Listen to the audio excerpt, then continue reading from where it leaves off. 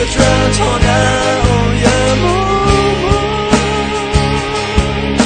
在从未阿妈奔渡你来那苦，也可以有黑那个波那夜幕，我的在一个偶然受了痛苦，那是非来不个分好苦。Le tanita to rosa tanena Le tatembe arole tu sanefla Ne mabla wi sa te kwa le ribasa Ne hitamu la pele pegle lona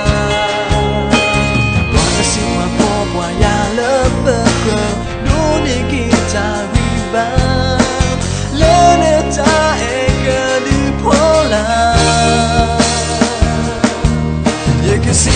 But dropped on our young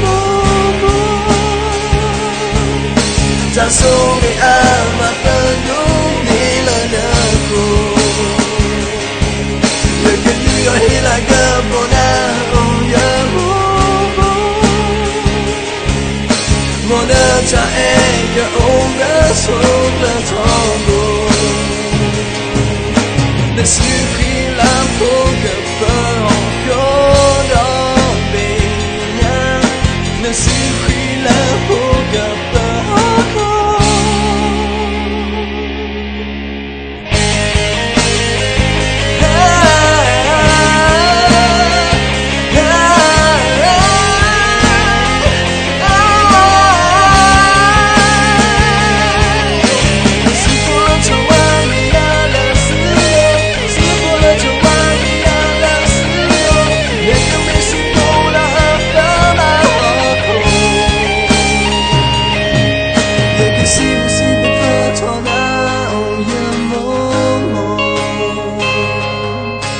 So I'm a bundle in an echo.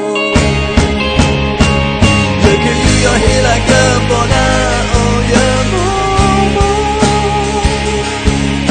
Mona cha egg, oh yeah, so let's humble. Feel when you go, you can see the drugs on that, oh yeah, That's only I'm a bundle in an echo. You can do your hair like a bona, oh yeah, Mona cha egg, oh yeah, so let's humble.